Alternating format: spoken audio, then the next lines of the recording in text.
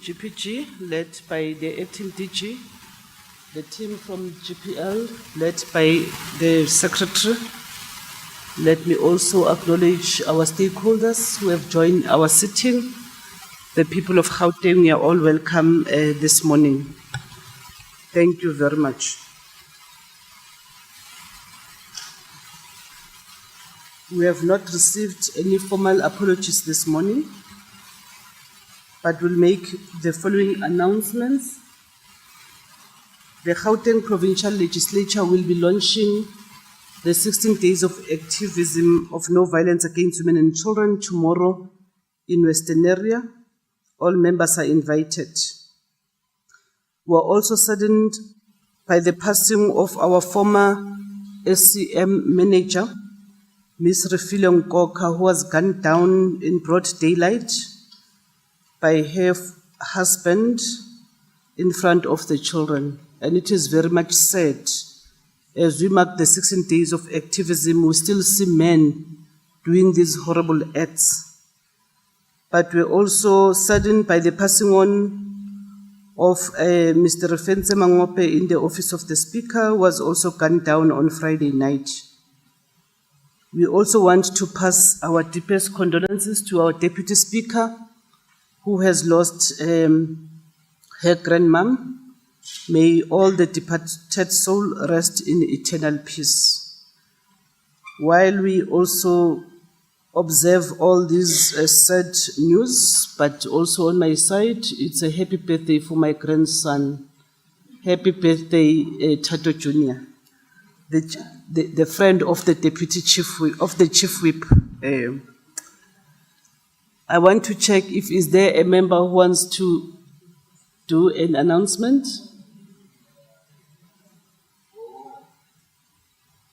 No announcement from members.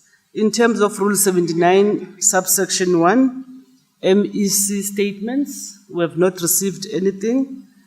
In terms of Rule 81, subsection 1, member statement, Honorable Kekana. Thank you very much, Honorable Madam Speaker, and good morning to the Premier, members of the Executive, all members of the Legislature, and the people of Gauteng.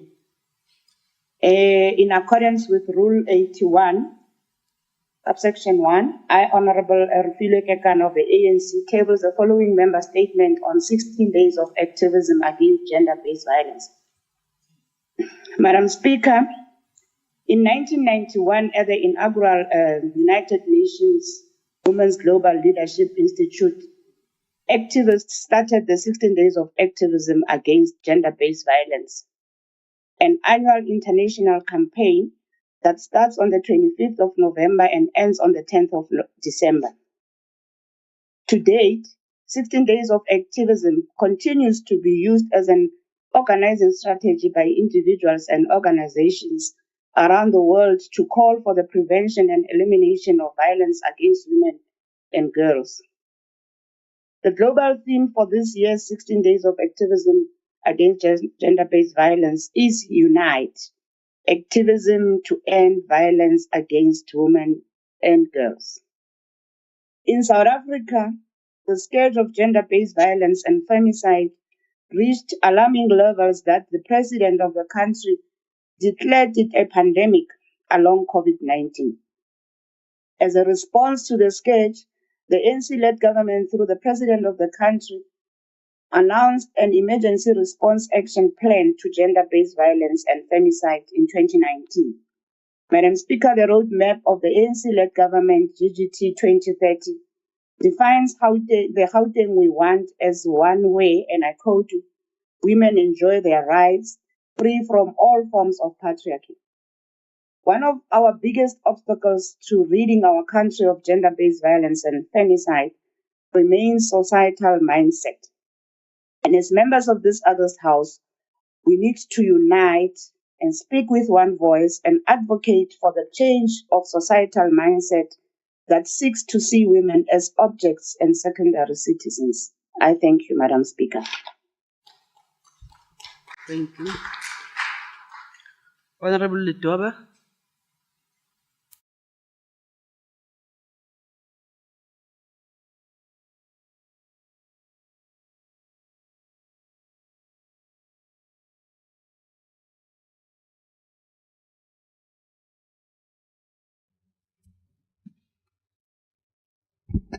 Good morning, Madam Speaker.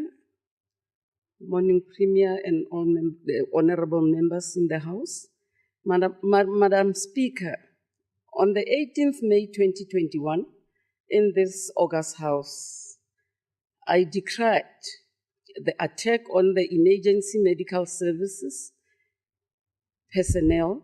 At the time, 2 personnel members were shot while responding to a gunshot incident at Dugatol, informal settlement in Germiston. This followed many other attacks of EMS personnel that took place in various communities, including an attack by a community member in Machalis. Sadly, I stand here today decry the same action in the recent attack. Paramedics were attacked and a patient killed in a mob justice attack in Atteridgeville in Tshwane on Monday evening. In September 2022, the Department of Health reported that there has been 11 incidents this year alone. This is additional to 12 incidents recorded in 2021. We urge the communities to work with us to stop these attacks on EMS personnel. It's unacceptable that EMS crew members must fear for their lives while on duty. EMS personnel risks their lives to save ours, and the best as communities can do it to support them, ensuring their safety. I thank you, Madam Speaker. Thank you, Honorable Ngube.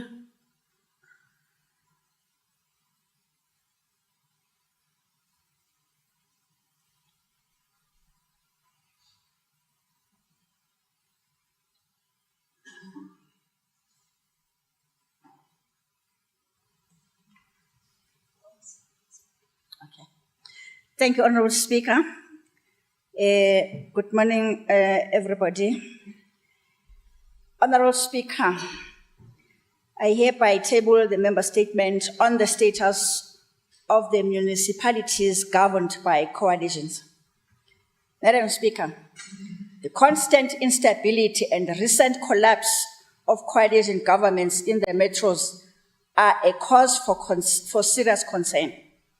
As the governing party, the ANC is committed to the improvement of service delivery at municipalities, and we see it as our duty to fix that which is broken, hindering service delivery as seen in the non-collection of refuse in Eguruleni, ratepayers' complaints in Tshwane, and non-delivery of basic services in the city of Joburg, which are all governed by the minority coalition governments. Madam Speaker, we know that the South African Constitution does not contain specific provisions regulating the formation and functioning of coalition governments in the national, provincial, and local spheres of government. And neither does ordinary legislation contain such specific regulatory provisions. This has left the machinery of government, especially at local level, vulnerable, and us as legislators challenged. Madam Speaker, the vulnerability of coalition local governments is to such an extent that they are at the mercy of the whims of elected representatives and political party leaders. The mayhem constituting, dissolving, and reconstituting municipal coalition governments reflects the anarchy that is inherent in the coalition governments and their resultant instability. Madam Speaker, we might not be clear at this stage of what is to be done short of changing the constitution or effecting legislative amendment, both of which may be long-term solutions. However, something has to be done to prevent the undesirable instability from continuing. And this may require a legal approach or preconditions for stability that would hold for longer. After all, we should have learned something of value from the government of national unity, the KZN provincial government in 1994, both of which were coalition governments. As the president recently said, our ANC government reaffirms its principled approach to coalitions to build local democracy and service delivery and improve accountability to its Thank you, citizens. Honorable I Member. thank you. Thank you. Honorable Dos Santos.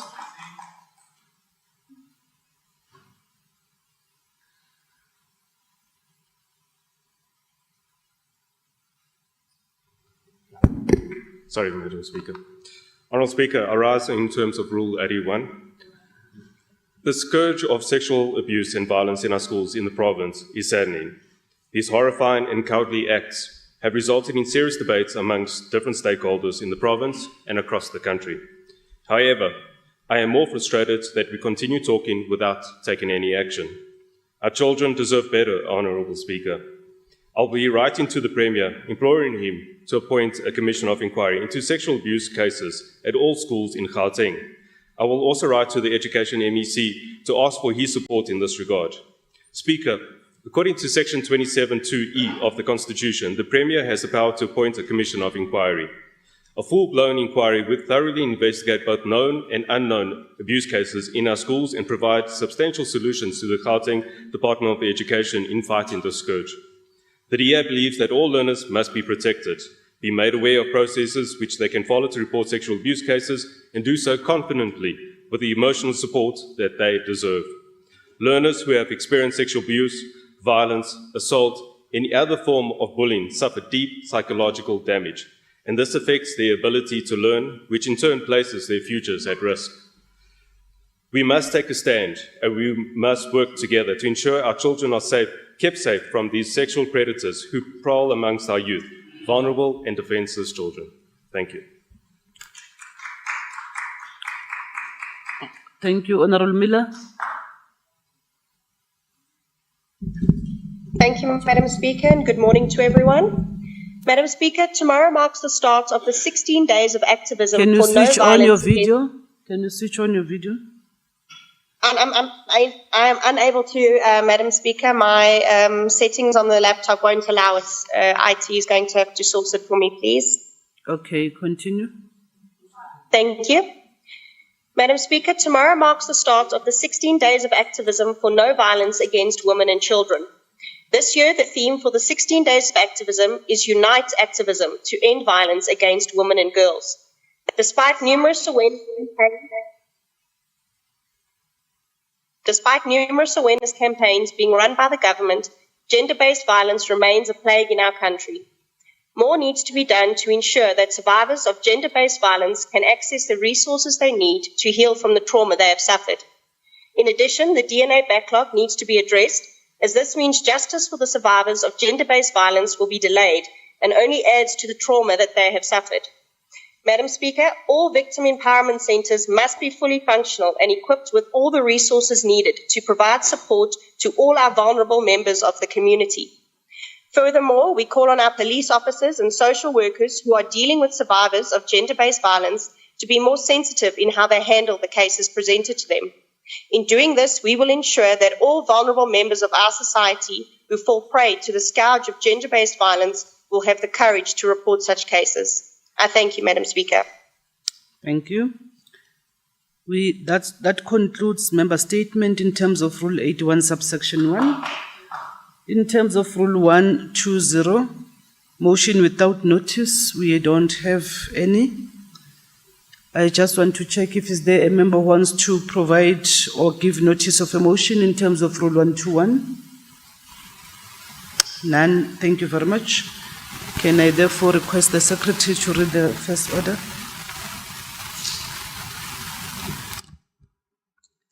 Introduction of the Gauteng Provincial Adjustment Appropriation Bill G004 of 2022 for the 2022-23 financial year. Honorable Mamabulo.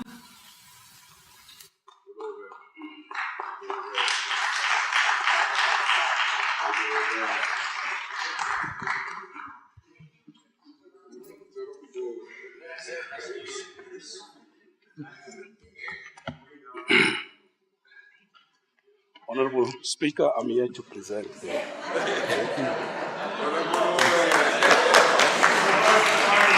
you.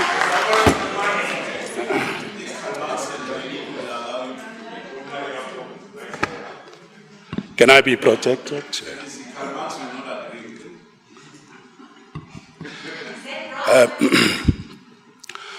Madam Speaker, Honorable Premier, colleagues in the Executive Council,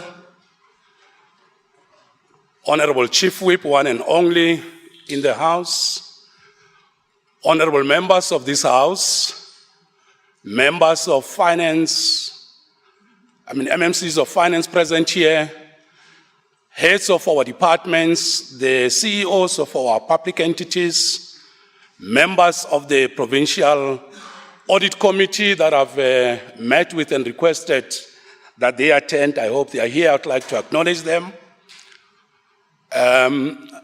Representatives from the private sector, comrades and friends, the people of Gauteng, and of course to all the media houses that are here.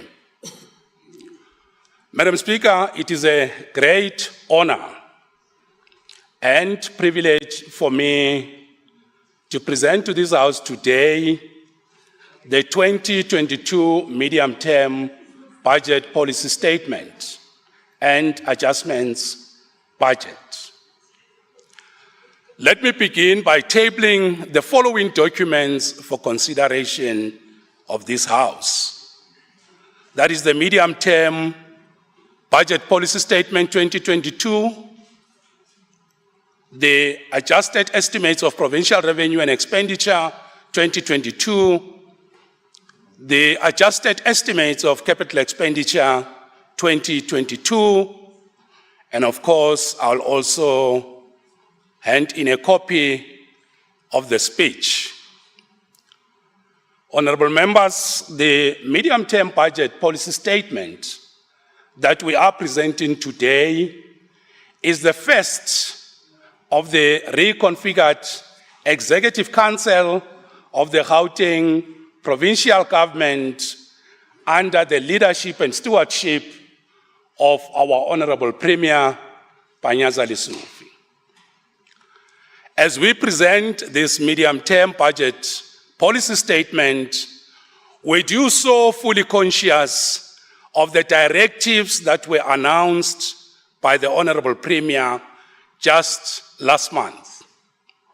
And for context, the following are the 5 elevated priorities: economic recovery and reconstruction, strengthening the battle against crime, corruption, vandalism, and overcoming lawlessness, changing the living conditions in the townships, informal settlements, and hostels, otherwise known as TISH.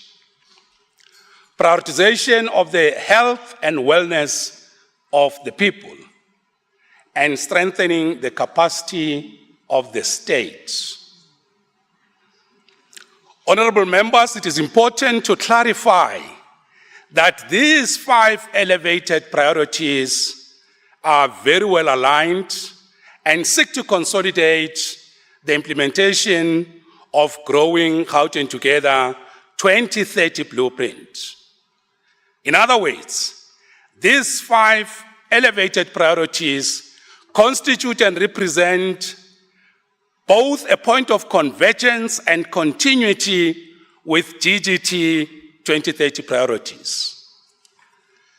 The adjustment budget that we are tabling today is about making permissible amendments which includes unforeseeable and unavoidable expenditure in the budget of the current financial year, which of course was tabled in March 2022.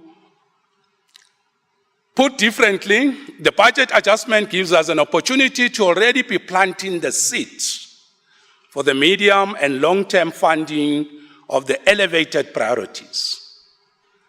Honorable members, since the announcement of the 5 elevated priorities, departments have been hard at work, fine-tuning and aligning their 5-year strategic plans and annual performance plans to ensure that these priorities are at the center of their programs and budgets.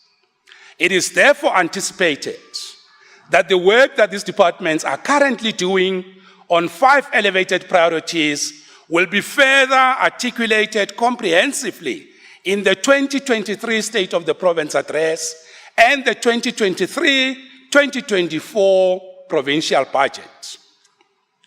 In other words, the 5 elevated priorities must be fully embedded in the planning and budgeting processes of line function departments.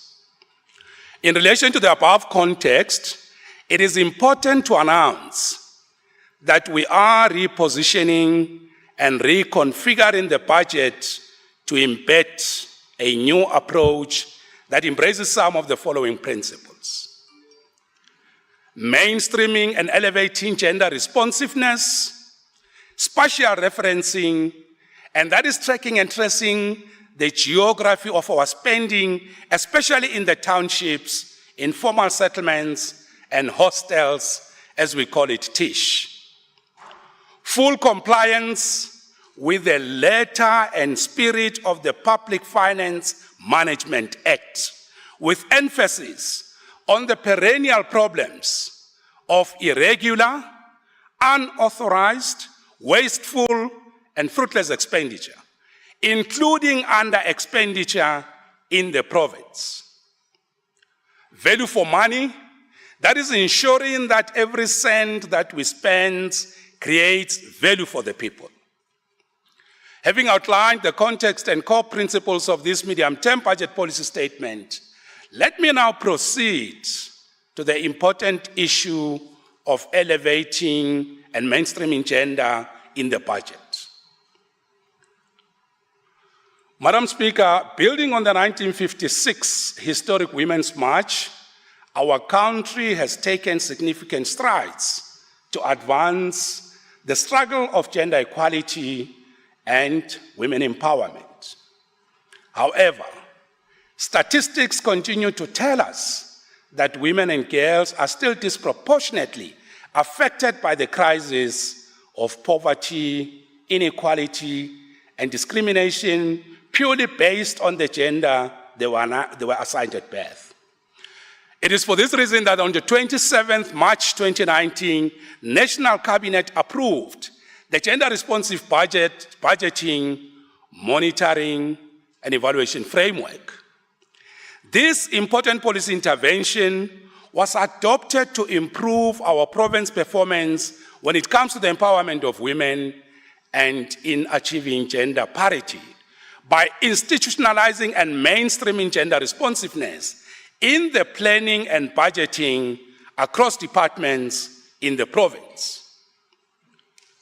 The Gauteng provincial government has already increased the budget directed towards women empowerment initiatives by 4% year on year, from 46 to 46.2 billion in the 2021-2022 financial year to 48.1 billion in 2022-2023, and this has been followed by a rise in expenditure on related budget items across the province. In this 2022 medium-term budget policy statement, we are committing ourselves to continue in our efforts to drive gender-responsive budgeting and towards ensuring that the fiscal framework contributes to women empowerment. As we present this medium-term budget policy statement, we are deeply conscious of the fact that our country will tomorrow launch the 16 days of activism for no violence against women and children. Honorable members, just last week, I was deeply inspired when I visited the Tsakani Parliamentary Constituency Office. There, in partnership with the Commission for Gender Equality, members of the community have decided to take a stand. They have put together a practical program to address gender-based violence in their community. Of course, working with civil society, law enforcement, and other community-based organizations, they are taking this sketch head on. These residents of our province have established what is called the multi-sectoral roundtable on gender-based violence and femicide. This collective effort will be launched during the 16 days campaign, and of course, we will seek to make sure that we fully support this program. Honorable members, it is through this type of activism that communities working with government can form a united front to fight the scourge.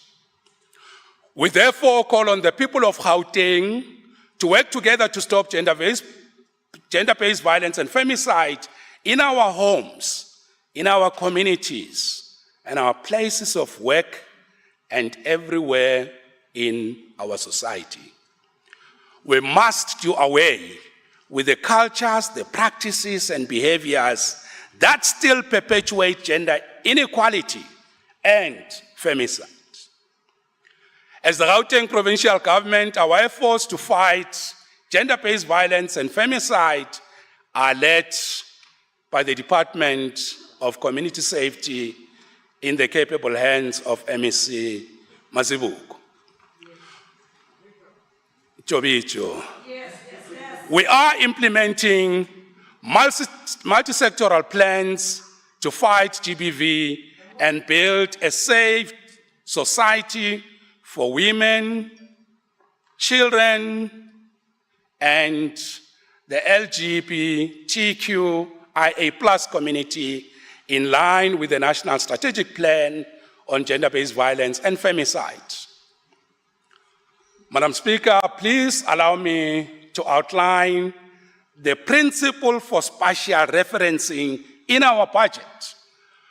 One which is essentially about building the capacity across Gauteng provincial government departments to direct spending at the smallest geographic location, such as a ward across the province. This approach to budgeting is even more important if we are to realize in monetary terms our strategic goal of focusing on townships, informal settlements, and hostels. In other words, the principle of spatial referencing, or the geography of money, will include infrastructure and non-infrastructure spending to link resources and coordinates to measure appropriate responses, especially in poverty-stricken spaces. Honorable members, we are now ready to outline and share with you the economic outlook that underpins this medium-term budget policy statement. At the outset, and as a matter of emphasis, let us acknowledge the difficult context in which we are presenting this year's budget. It is now common cause that the global economic environment is under severe pressure. In a report titled World Economic Outlook, Countering the Cost of Living Crisis, released just last month, the International Monetary Fund says in both the advanced economies and the emerging markets and developing economies, household purchasing power is being eroded by inflation that has increased more rapidly than the wages, and this has reduced household spending. In response, central banks across the world are increasing interest rates and contracting the money supply faster than expected, which will translate into lower growth rates as the cost of money rises. The global economy is now estimated to grow by 3.2% in 2022 before slowing down to 2.7% in 2023, thus reflecting the downturn in major economies. Right here at home, National Treasury through the Finance Minister, Honorable Gauteng, announced during the medium-term budget policy statement last month that our country's economy is estimated to grow by just 1.9% in 2022. Growth for 2023 and 2024 is forecast to be at 1.4% and 1.7% respectively. As a result of this low economic output, our gross domestic product is now 4.5 trillion rands, which is still smaller than what it was in 2019. As a result, we are expected to reach pre-COVID-19 levels only next year. As you may be aware, Statistics SA yesterday released the latest consumer price index, which shows that inflation increased by 7.6% in the month of October. Honorable members, right here in Gauteng, while the global economy and, of course, South Africa's economic and fiscal environment points to a difficult future, we strongly believe that on the positive side, our province possesses unique competitive advantages to grow the economy, to create jobs, and improve the quality of life of the people of our province. Let me just emphasize this point, honorable members, that whilst the world economic situation points to a very difficult way forward, but on the positive side, we believe our province has upside potential and, of course, advantages that can create jobs, grow the economy, and ensure a good quality of life of our people. So where will hope come from? And that's the question we're seeking to deal with. Our competitive advantages include the following: 35% contribution to GDP, which is equivalent to 1.6 trillion rands. Whilst this contribution is much acclaimed, we should caution against basking in its glory or even becoming complacent about it. As you may surely agree, there exist risks that other provinces may reduce our share of national GDP, even if it is by a small margin. It is therefore important that we mobilize all economic players in the province to work together in addressing the structural impediments to growth. Our province also contributes 42% to industrial output and 53% to exports. More than 60% of all freight to our key trading partners as a country departs from and arrive in Gauteng city region, making it the internal hub for freight, logistics, and warehousing. Comparatively speaking, our province boasts state-of-the-art infrastructure such as roads, airports, rail, and premium digital connectivity.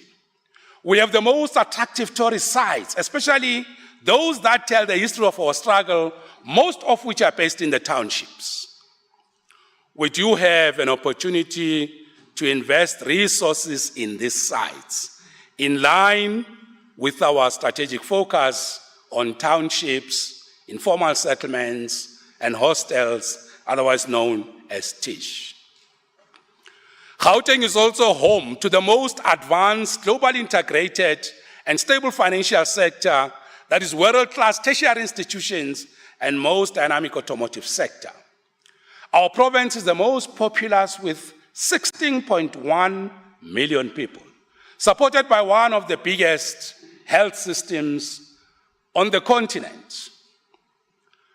Honorable members, to reposition our province as the destination for investment, we will be working closely with the Department of Economic Development and its entities led by MEC Mutara to make sure that we realize and, of course, get value from these competitive advantages that we have outlined. Let me also say, to this end, I visited the Gauteng Investment Center, which is a one-stop shop for international and local investors to the province. We will be working with the Department of Economic Development to take the province to the world and to bring the world to the province. This is important if we are to retain our position as the preferred destination for investment and as one of the leading economies in the continent. In addition to these competitive advantages, the real potential of Gauteng's economy is in our townships, which I define as our untapped resources. That is why the signing of the Township Economy Development Act into law in April 2022 was such a major milestone for the people of Gauteng.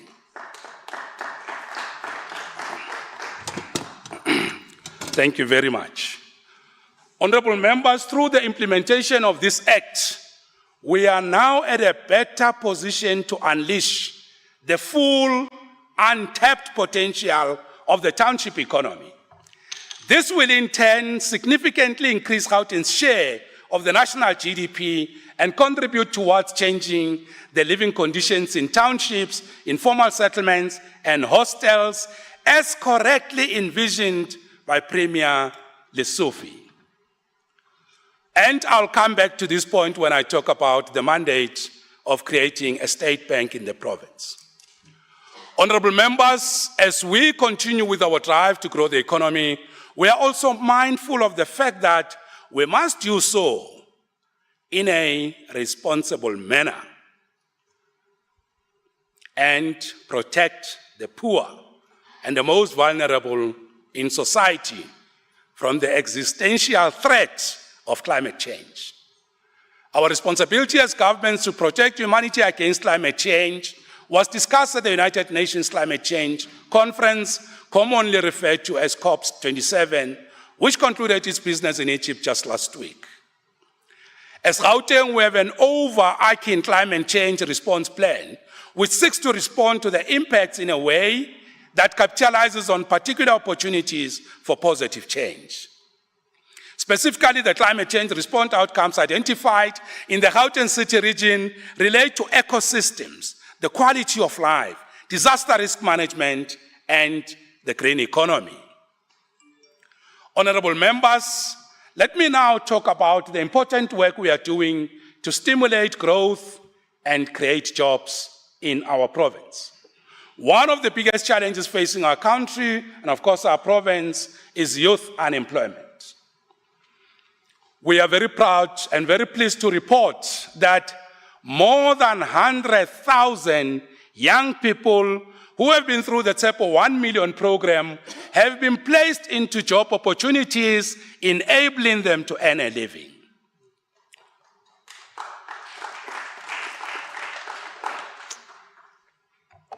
More than 60% of this are young women. We are developing special economic zones to crowd in massive investment, grow the economy, and create jobs for our people. We also use our infrastructure spend to improve the delivery of services to the people. This investment is also used to reverse apartheid spatial planning by building integrated human settlements. A 4.3 billion rands investment has already been secured for the Tshwane Automotive SEZ, Special Economic Zone. It is estimated that once completed, the Tshwane SEZ will generate 20,000 jobs. To date, the project has created 344 permanent jobs and 219 temporary construction jobs. Honorable members, last week, Thursday, I visited the OR Tambo International Airport SEZ to assess the work that is being done on the site. I can therefore confirm that progress has been made on this multi-site development project focusing on different sectors, including jewelry and diamonds, agro-processing, pharmaceuticals, advanced manufacturing, and capital equipment. Honorable members, the expanded public works program has been very instrumental in our province in creating job opportunities and for the poor and the socially excluded people. In the period April 2019 and March 2022, EPWP has generated more than 2 million job opportunities in Gauteng province. Honorable members, the current administration is expanding infrastructure service delivery, which will require us to employ 80,000 people over the next 12 months from Everton, Westbury, Soweto, and Soshanguve to construct residential fill-in units in the townships. You can already see, honorable members, that we are looking at the geography of money. We are following money where it's going in the different spaces in the province. As I said, TIDA has given a major boost to our efforts towards changing fundamentally the structure of our township economy by vigorously promoting local production, the development of SMMEs, cooperatives, and township enterprises.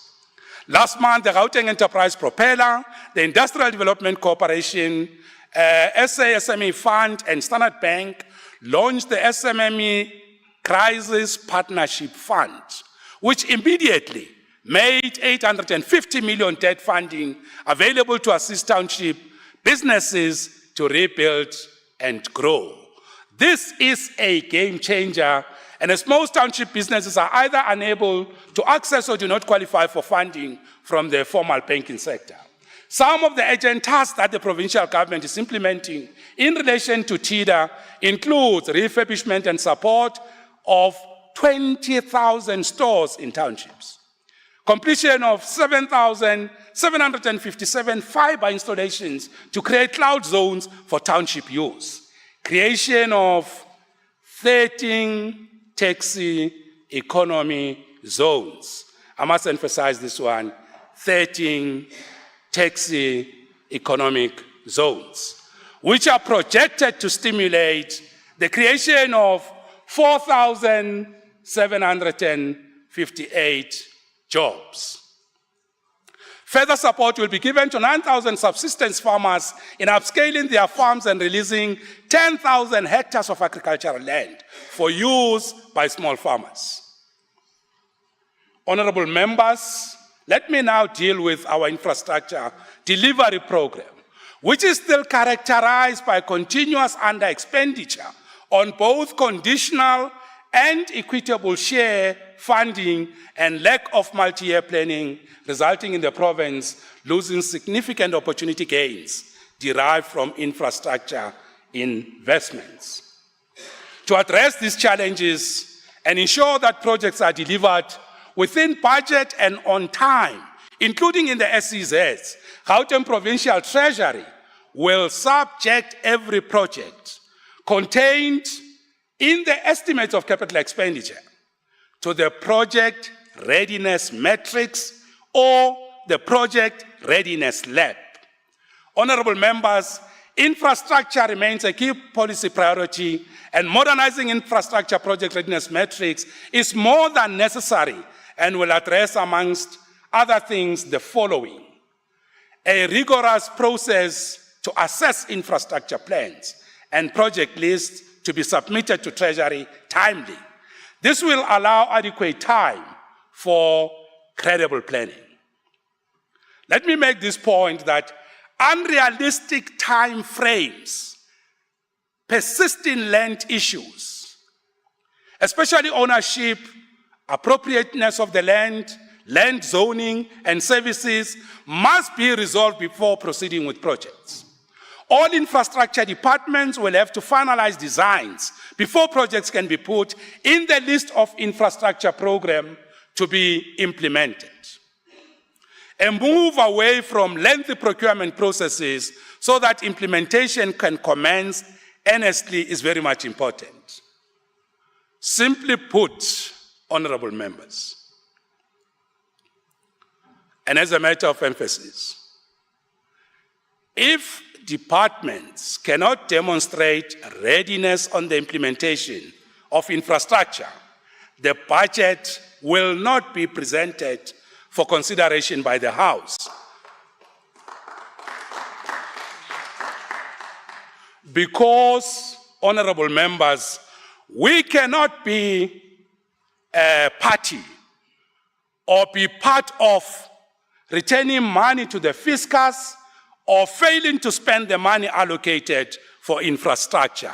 We rather not put that budget to the vote so that departments can finalize the issues, and we know this project and the project will proceed, the money will be spent. If a project is not ready, we must not publish it in that booklet called Estimates of Capital Expenditure, because we know that project is a candidate for poor spending. Why put it in the booklet? Honorable members, let me now turn to the 2022 adjustments budget. The main budget tabled on the 9th of March 2022, and I must acknowledge by MEC Nomanti Nkomorale Hoko, amounted to 152.9 billion. Today, this is being adjusted by a net 2.4 billion to make it 155.3 billion rands. The changes to the budget primarily to respond to unforeseen and unavoidable circumstances, as well as realignment of departmental mandates in line with the 5 elevated priorities, are a combination of additions to the provincial equitable share, surrender of funds to the Provincial Revenue Fund, as well as rolling over of unspent funds from 2021-2022 financial year.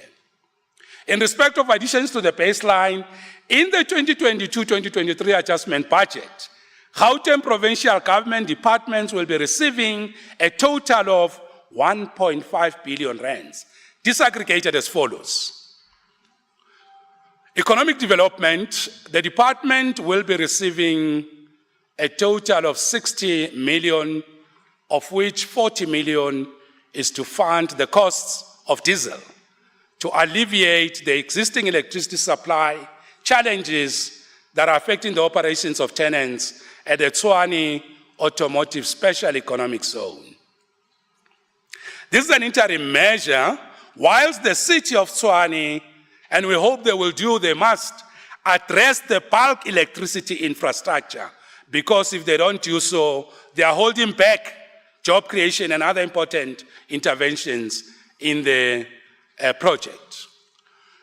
20 million will be allocated to the completion of the top structure at the jewelry manufacturing precinct of the OR Tambo International Airport, SEZ. Before I proceed, honorable members, just emphasis, I would like to ask you to visit this site, the precinct in the OR Tambo SEZ, that has, and government has done a good job to attract the private sector. In particular, I'm very much impressed by the capacity of government to attract a gold refinery, to attract one of the best freight warehousing and storage facility for food processing, diamond processors, and of course, many others like they're already looking at machinery and equipment to support hydrogen, such as fuel cells, and of course, the electrolyzer. It is important to visit that site because that site gives practical meaning to the concept of a developmental state. State interventions and the private sector, which are not in conflict. That dialectic is unfolding in our SEZ. It's a very good place to go. Health, honorable members, it's receiving 1 billion, which is allocated towards offsetting the pressures on the compensation of employees arising from the public sector wage settlement agreement, and 2 million to undertake all needs assessment and scoping of works per facility in preparation for addressing alternative water and energy supply. Education, the department will be receiving an additional 85 million to supplement their infrastructure funding that will realistically be spent by the end of the financial year. Let me repeat, that will be realistically spent by the end of the financial year. Human settlements will receive 100 million, which is being allocated towards the completion of the incomplete infrastructure, and we are very confident that this infrastructure project will be completed and that the money will also be spent. Community safety. Honorable members, the department will be receiving an additional 173 million rands to respond decisively in the battle against crime, corruption, vandalism, and lawlessness in the province, as mandated in the 5 elevated priorities towards the end of the 6th administration. And we are very confident that this money will be well spent to fight crime.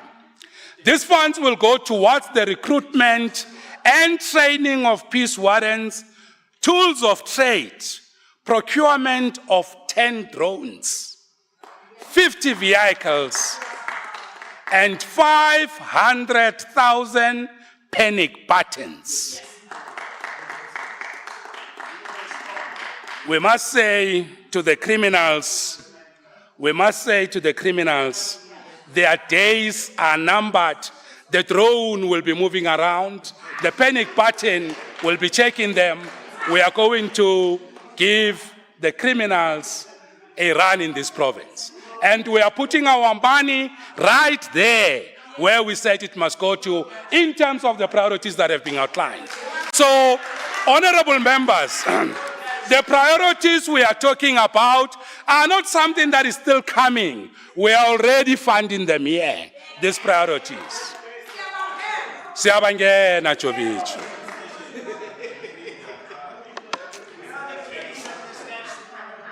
I can hear the opposition is upset that we are already funding our priorities now.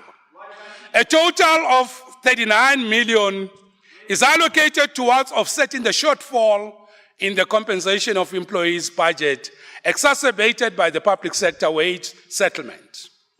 An infrastructure development department will be receiving an additional 43 million to offset pressures in the goods and services budget, specifically towards legal costs, where it is a defendant in its capacity as implementing agent for Gauteng provincial government infrastructure delivery.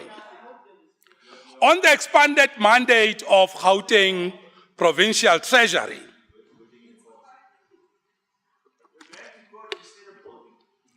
honorable members, let me now speak about this very important issue. You will recall that when announcing his priorities, Honorable Premier Lesufi directed Provincial Treasury to do the following. 1, to ensure alternative funding for e-toll debt so that e-tolls are finally a thing of the past. 2, establish a state-owned bank. And 3, establish a state-owned pharmaceutical company. Let me take this opportunity to briefly detail progress on the work that we are doing to implement these tasks. Honorable members, with regard to the e-toll debt, as you know, the Minister of Finance, Gauteng, said the following when he delivered the medium-term budget policy statement to Parliament last month, and I quote, "The uncertainty surrounding the Gauteng freeway improvement project continues to have a major negative implication for road construction in the country. We need to move on from the debates of previous years and find solutions to this challenge. To resolve the funding impasse, the Gauteng provincial government has agreed to contribute 30% to settling SANRAL's debt and interest obligations, while national government covers 70%. Gauteng will also cover the cost of maintaining the 201 kilometers and associated interchanges of the roads, and any additional investment in the road will be funded through either the existing electronic toll infrastructure or new toll plazas or any other revenue source within their area of responsibility. Now, honorable members, government proposes to make an initial allocation of 23.7 billion from the national fiscus, which will be dispersed on strict conditions, close quote the minister. The minister's pronouncement has the following implications for the province. Firstly, it is creating a framework to bring to finality the long outstanding e-toll matter and the funding of Gauteng Freeway Improvement Project 2 and 3. Secondly, absorption of the debt on a 70-30 ratio between national and Gauteng provincial government, respectively. From its own resources, Gauteng provincial government has the following obligations or responsibilities: 30% contribution to the e-toll debt, maintaining the GFIP road network, and expanding GFIP 2 and 3. As Gauteng provincial government, we will optimize existing sources of revenue and introduce alternative sources of revenue without burdening further the citizens of the province.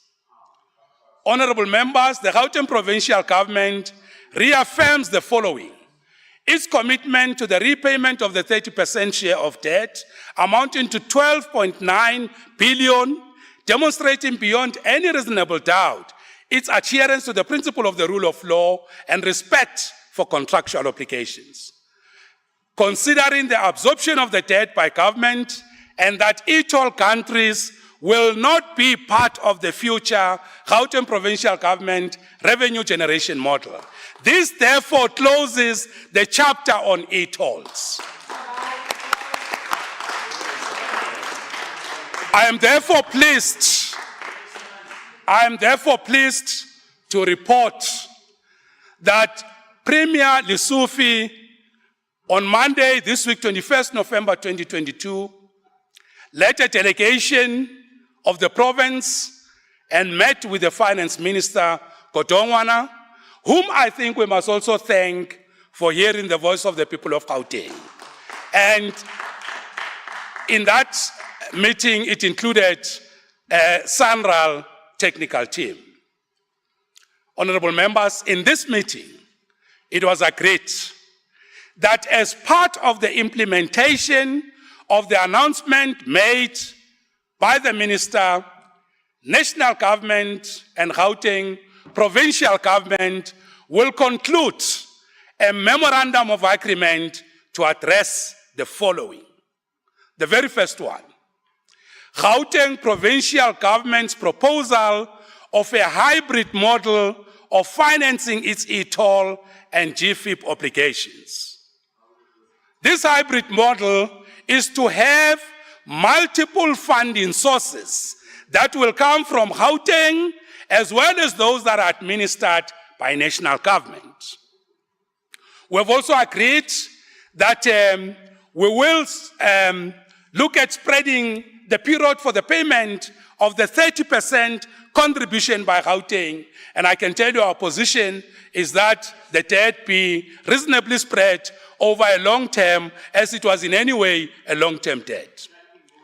Maintenance of GFIP 1 roads and network, that will also go into the MOU. Expansion of GFIP 2 and 3 road network. And of course, most importantly, the MOU will also tie the date to switch off the countries, so that when you pass there, you don't hear twee of the countries on the road. That date is coming. We have also agreed on the repurposing of the countries for purposes of crime fighting, Chovich. All these issues, honorable members, will go in the MOU that we are finalizing with national government. With respect to the introduction of the hybrid funding model, that excludes e-tolls. Let me emphasize, as Honorable Premier has already said, by wider consultation with the people of Gauteng. It is in this context that we would like to assure residents of Gauteng that we will not compromise our priorities, especially in social services such as health and education. I'm also pleased to announce that in the current financial year and through this adjustment budget, there will be no specific allocation that is required for the repayment of e-tolls.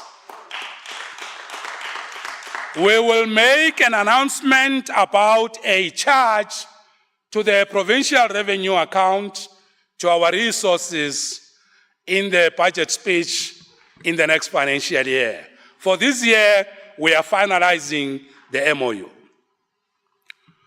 Honorable members, having explained our approach to e-tolls, let me now proceed to outline our broader provincial revenue raising strategy, which will also cover the hybrid model of funding e-tolls and GFIP in line with the MOU that will be signed.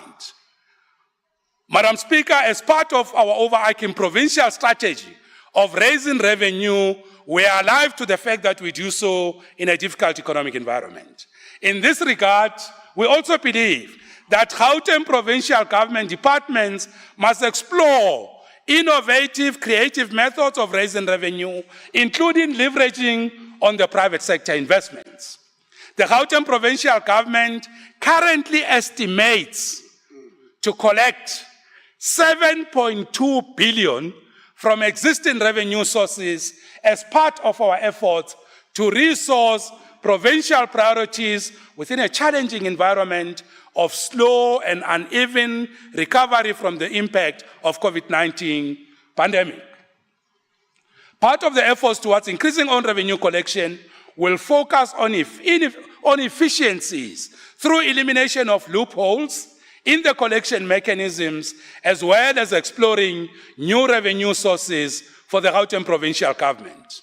Honorable members, let me emphasize, in collecting our revenue, there are many leakages in the bucket, and we need to tighten up those. For example, the Road Traffic Management Corporation is sitting with about 1 billion that we have established through an investigation we have done, that money was we didn't receive it because of inefficiencies in the collection, fraud and corruption, and we will be resolving that issue with the Road Traffic Management Corporation. These are some of the things that we need to make sure we deal with. Every cent meant to be received by government must be received by the public purse. In our revenue strategy, we include, amongst others, looking at new casino regulations, automation of casino license operations, new bookmakers and bingo licenses, online renewal of motor vehicle licenses, vehicle impound facilities, and leasing of vacant land parcels. Other quick wins relate to recovery from fraudulent transactions of the motor vehicle license revenue, as I've already said. Now, honorable members, having reached this point, let me now move to the important work of responding to the mandate of establishing the state-owned bank and the state-owned pharmaceutical company in line with the directive given by our Premier. It is anticipated that the state bank will, amongst others, do the following: integrate small, micro, and medium-sized businesses, that is SMMEs, and unserved individuals in the formal financial sector. With a unique value proposition, it will drive a mission of financial inclusion and security while offering a differentiated value proposition to customers whose needs are not being met by current bank offerings. I'd like to emphasize this point. Yes, honorable members? Yes. Now, I did say that I'll come back to this issue of the bank and TISH, particularly investments in townships. And I want to say that through this bank, we will be able to address an important matter of what is called market failure. And it is not only market failure, honorable members, that we seek to deal with. Also the legacy of colonialism that has deliberately ignored and avoided investments in the townships. So we're not just dealing with market failure, but we're also dealing with a deliberate policy of colonialism of a special type. So through this bank, we must lead the way in investing in townships and make sure that we give townships productive assets so that we can grow the economy. Townships cannot continue to be places where banks and financial institutions treat as risky assets, as places where they see the people in the townships, if they were to borrow their money, they see them as toxic debts that will sit in their balance sheet, and of course, they only see risks in the townships. Now, with this bank, honorable members, we will lead the way in investing in the townships, in informal settlements, and everywhere our people are, and make sure that we even lead the private sector to go into the bank, into the townships, and of course the areas of our people. So this bank is a tool of development, is a tool of intervention in the townships in line with our policies and of course the TIDA Act. So I just thought, let me emphasize that we are planting the seed to change the townships, and the bank will lead that way. Now, with respect to the company on the establishment of the state-owned pharmaceutical company, this company will be a medicines procurement hub and ensure that medical supplies are always available in our healthcare facilities to save lives. This state-owned pharmaceutical company will operate in the healthcare distribution industry, and we want it to have a strong, effective supply chain and distribution processes to ensure that sourcing and delivery of medicines to our healthcare facilities is done securely, efficiently, and on time. As medicines procurement hub, this company must also have adequate storage capacity that meets regulatory and industry standards. Honorable members, I want to also emphasize we cannot have such an important facility strangled in the bureaucracy of health and unable to execute its very important mandate. We need to make sure that we deliver medicine to the people, particularly women, the elderly. People with disability must get medicines in their houses. If food can be delivered to households, so medication can be delivered to the people in this province, right in their houses, and relieve them of the pressure of transport and having to queue at different hospitals the whole day having to buy food. Through this, honorable members, we will deliver medicine and pharmaceutical products to the doorstep of our people. Now that we are mentioning it, the Western Cape is doing it. Jesus Christ. Honorable members, let me also say, as part of the roadmap, we have already tasked a team of Gauteng Provincial Treasury and Gauteng Infrastructure Financing Agency officials to develop sound business cases for these projects. We have also put together a legal team led by 2 senior counsels focusing on each to provide us with a sound legal framework related to this work. And will soon announce the appointment of the advisory panels to ensure support of our work and establishing these entities. Through these panels, we will be able to make sure that we have a robust consultation with the people. Now, moving towards the end, honorable members, the issue of building the capable and developmental state requires us to continue implementing measures aimed at fighting fraud and corruption amongst public servants, business partners, and civil society. This requires a robust governance structure to give strategic direction on acceptable ethical behaviors in Gauteng City region. Having said that, we will also ensure consequence management, particularly where the Auditor General continues to raise repeat and adverse findings and corrective or remedial action are not implemented. The days of operating with impunity are over, and we mean it when we say that. The Gauteng Provincial Treasury is the custodian of the Public Finance Management Act, and we will enforce it to protect the public purse and people's resources.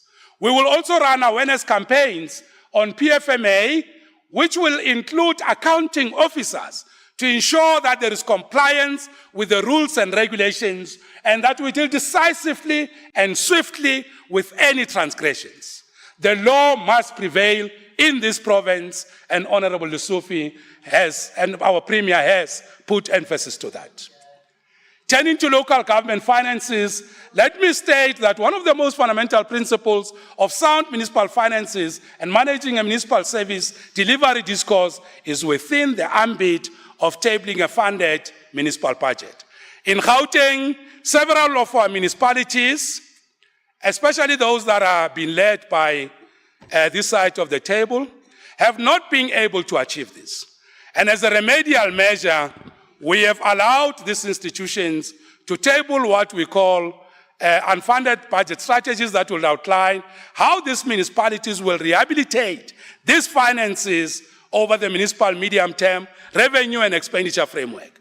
Starting with the upcoming table of municipal adjustment budgets and working towards the tablings of the 2023-2024 municipal budgets, Gauteng Provincial Treasury, working with National Treasury and municipalities in the province, will revise and redesign a framework on implementing funded budgets.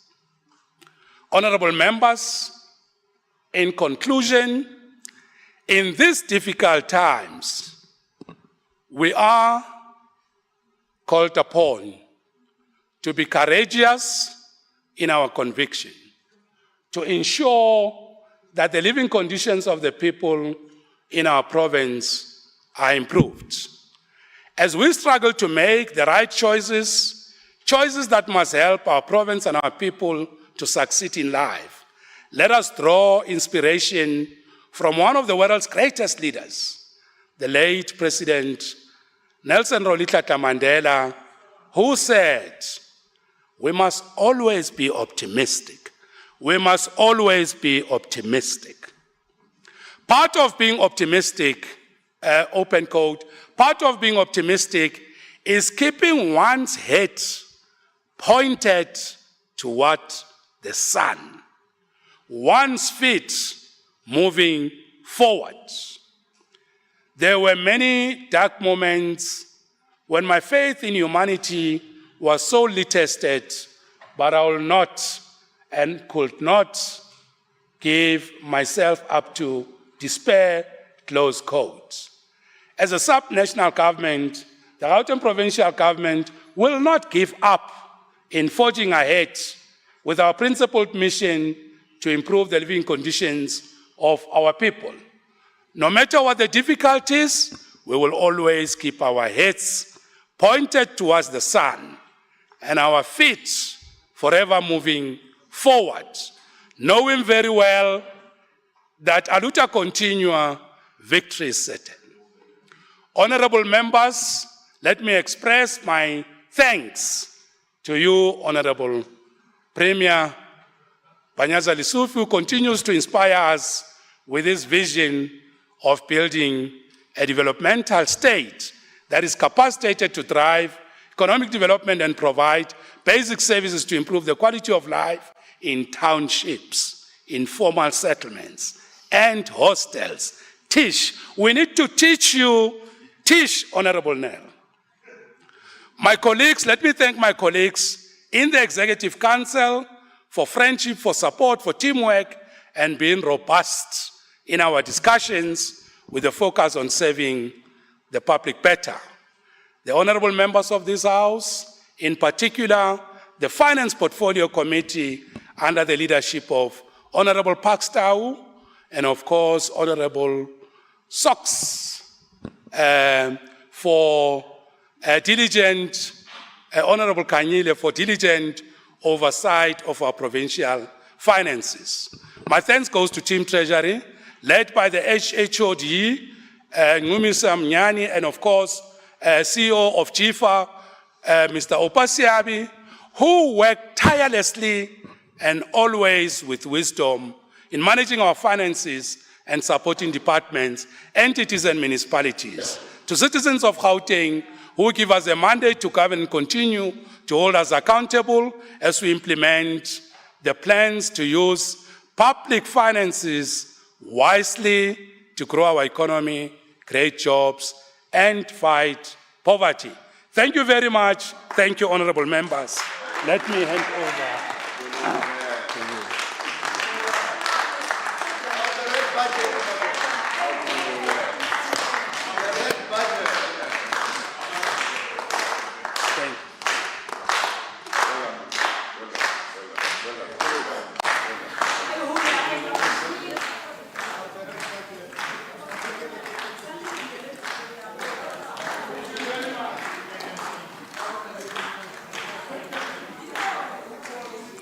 Thank you very much, honorable members.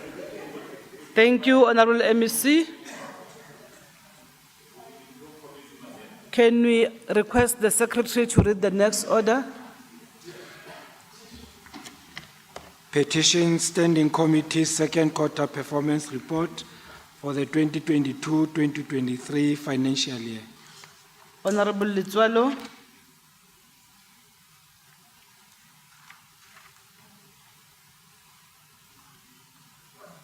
Speaker, by also congratulating the MEC on a speech well delivered. I think it goes right across. You are eating on your time for the report. Continue. Wonderful. When Premier Panyaza Lesufi gave his maiden speech after his election as the Premier of this great province on the 6th of October 2022, he made a commitment that it takes all of us to pick ourselves up. Our citizens are confronted with many challenges, but we must remain firm to defend, shield, but most importantly, serve them. The Petition Standing Committee remains resolute in its function to serve the marginalized and despondent, and in doing so, turn the tide of people becoming dissatisfied with government. The process of petitioning truly addresses what Premier Lesufi affirmed in his maiden speech, that the sixth administration aims to improve the lives of those living in townships, informal settlements, and hostels. We're a committee that ensures that no citizen should feel that their concerns have fallen on deaf ears. In seeking your indulgence, Madam Speaker, I'd like to invoke the prescript of Rule 1164, that the spoken version of this report take precedence in lieu of the variations in the written version. But furthermore, that the report not be read in its entirety, but summatively. On the executive summary, the report also provides the House with an update on the implementation on the balkanization strategy, which is one of the 6 steps in the petitions backlog clearance strategy. 3 months have elapsed since the Gauteng provincial government departments were publicly given their bulk petitions on the 25th of July and signed a compact agreement with the legislature. This compact agreement implored departments to provide the committee with consolidated reports on the 657 bulk referred petitions. On new petitions falling under quarter 2, during the reporting period, 27 new petitions were adopted. Most issues raised were housing related and others being service delivery related. The petitions adopted during this period were referred to the relevant authorities for investigation and reporting. Of course, we note, amongst others, there's a petition arising from a Barcelona about 26, requesting for formalization and request for services. Another one from Maylands Fontaine was really about a request for clinic, as well as a police station. So the request for police station could be considered. But of course, there would have been inadmissible petitions, and one of them has got to do with labor-related issues in the Begimlang Hospital, which we think the department could still look into. Another one was about a petitioner that they over Ngwenya, who had sought to request a provision of an RDP housing, despite the fact that he had not applied, but will have concomitantly advised on the necessary process. On bulk referrals, the Petitions Act 2002 provides that authorities shall respond within 30 calendar days to every petition referred to them. This has not been the case, and it's quite recurrent. Complaints have been raised about breaches of this rule, which the committee has identified as a concern. Not only has this continued to hinder resolution of petitions, but it is also undermining of the fabric of the petition system, and as such borders on the commission of a punishable offence as per the stricture of Section 15 of the Petitions Act. As earlier stated, the petition system has unique potential to strengthen collaboration within the different spheres of government. As part of the committee's petitions backlog clearance strategy, 657 historical petitions between August 2008 and August 2021 were prepared and printed for handing over to GPG departments. On the 25th of July, the committee held stakeholder engagement sessions with the provincial executive to unpack the petition landscape and hand over the bulk printed historical petitions. The committee and the executive entered into a compact agreement which gave them 2 months to respond to the bulk referred petitions. Moreover, the session had a media press briefing to publicly hand over the bulk petitions and ensure that the media may create a platform to hold the departments accountable. The breakdown of the 657 is as follows.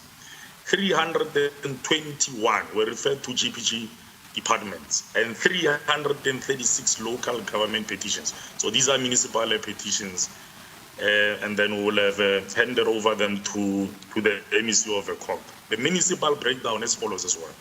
Ikuruleni Metro Municipality, 52 petitions.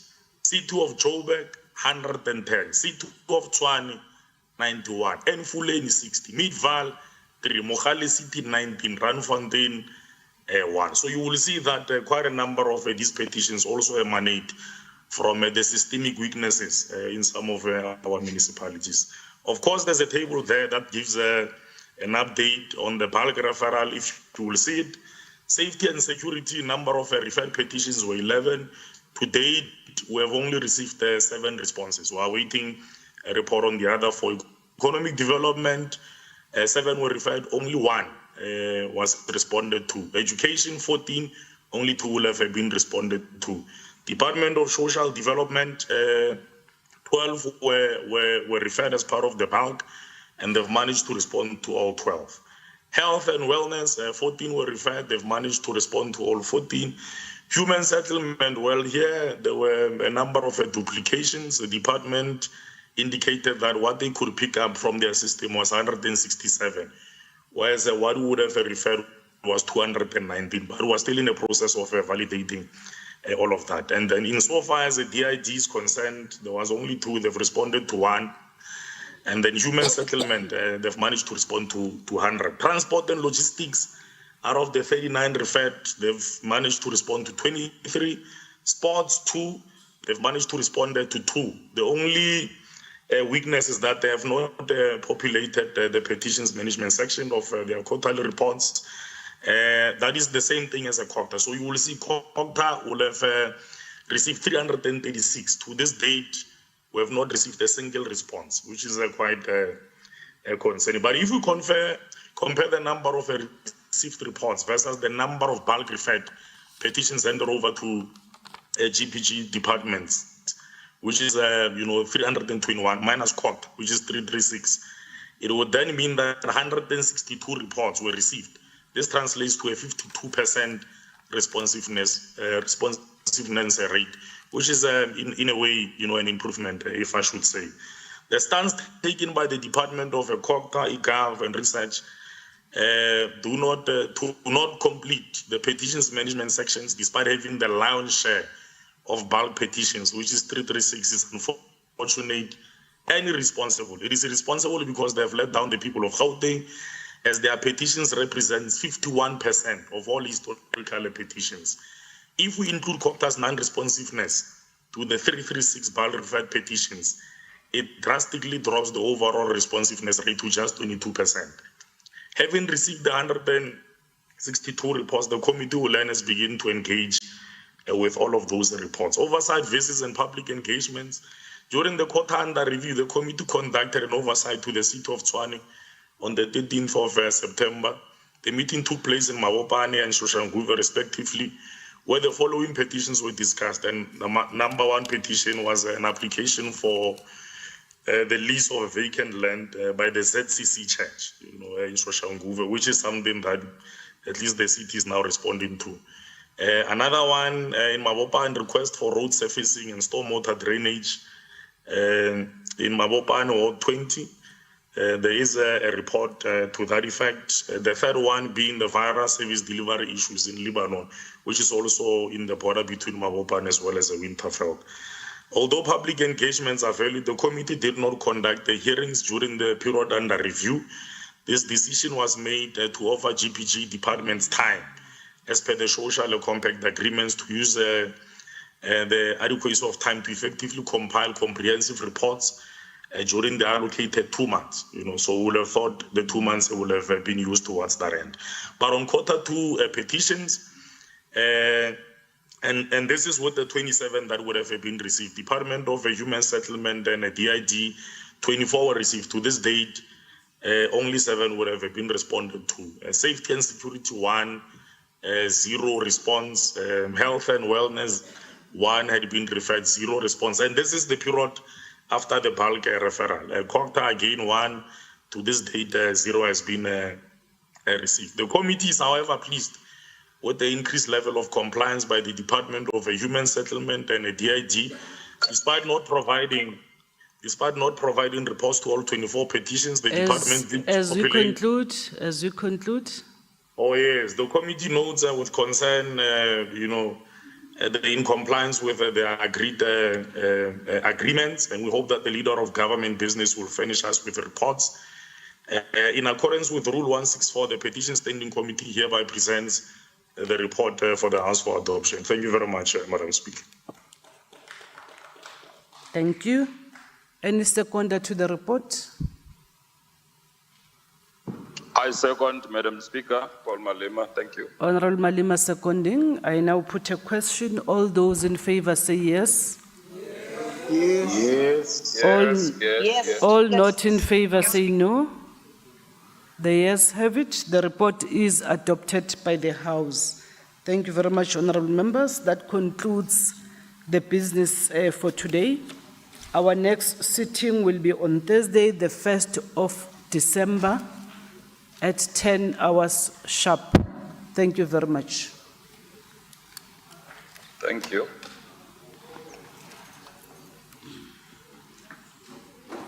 Thank you, Madam Speaker.